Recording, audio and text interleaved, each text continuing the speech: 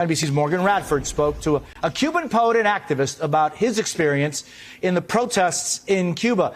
Morgan, good seeing you. Welcome this morning. Thanks so much, Jose. I mean, I'm so glad, and thank you to you for keeping the story on the forefront. Look, we spoke to a man named Amaury Pacheco. He's a poet and the co-founder of what's known as the San Isidro movement. It's a group of artists, journalists, and academics who've been protesting against government censorship of artists in Cuba. So they really kicked off the movement and the protest that you see right now. And in short, he says the fight is not over, but it may be hard to see right now. He described una calma pero tensa, a calm tension on the island right now between the government and the Cuban people. And this is all after those unprecedented July 11th protests that got him and many others arrested. Take a listen. Pero estuviste detenido. Were you detained? Sí. Estuve detenido 24 horas prácticamente. Y ahora te están vigilando. Right now they're watching you. El gobierno cubano. Sí, constantemente. Eso siempre hay vigilancia porque además el gobierno ha demostrado su temor.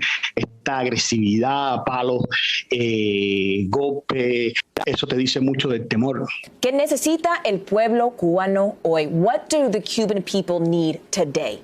Hoy el pueblo cubano necesita primeramente la solidaridad del mundo, y la reconexión entre todos los cubanos. Nos hace falta tener internet libre, que la internet también nos ha hecho libre, pero también necesitamos el apoyo material. Amaury, ¿cómo cree que debería ser la asistencia de los Estados Unidos? What do you think assistance from the United States should look like? Debe seguir forzando al gobierno cubano porque ya es el pueblo el que ha hablado. Ya es el pueblo, hay que tomar medidas, ¿me entiendes?, con el gobierno cubano porque es desproporcional la violencia que ha generado. No creo exactamente en intervención, creo que es una cosa que el pueblo y nosotros vamos a resolver en caso de algún tipo de masacre por parte del gobierno. Ya estaríamos entrando en otros términos porque el sistema está en un momento de entropía. And just for context, Jose, before we even move on, I think it's important for people to understand how difficult it is for a gentleman like that to give an interview on the island. So even when I was studying there, we had to use black market internet in the parks just to be able to upload video like that. So that gentleman, Amaury Pacheco, had to go and cargar, put on money on his card just to be able to do this interview with data. So that's part of why it's becoming so difficult to hear from people on the island, but also why it's so courageous that they have uploaded their videos. And of course, this is all coming amid a few subtle shifts on the diplomatic front happening in the past several days. So first, as you mentioned earlier, the president met with Cuban American leaders on Friday. Now, he told them that he hears the cries of freedom coming from the island and also issued new sanctions against Cuban officials. But at the same time, the first of two ships sent by the Mexican Navy arrived in Havana carrying medical supplies and food as promised by Mexico's president. Other countries, including Russia, Venezuela, have all announced plans to send similar aid.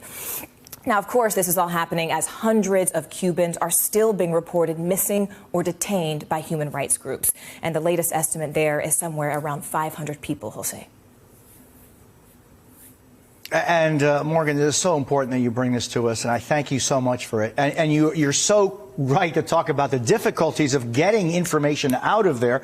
Amaury Pacheco had to purchase this card because we have to remember that 100% of the internet is controlled in Cuba by the Cuban government. Also, the San Isidro movement.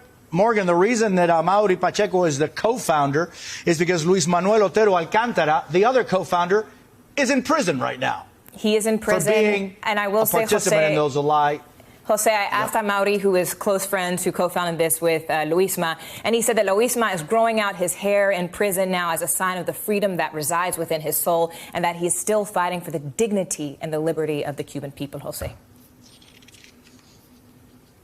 Morgan Radford, thank you very much. Be sure to catch more of Morgan on her show, airing at the top of the hour on Peacock, NBC News Now. Plus, she's everywhere. She's on the Today Show, she's on NBC Nightly News. She's got her own show.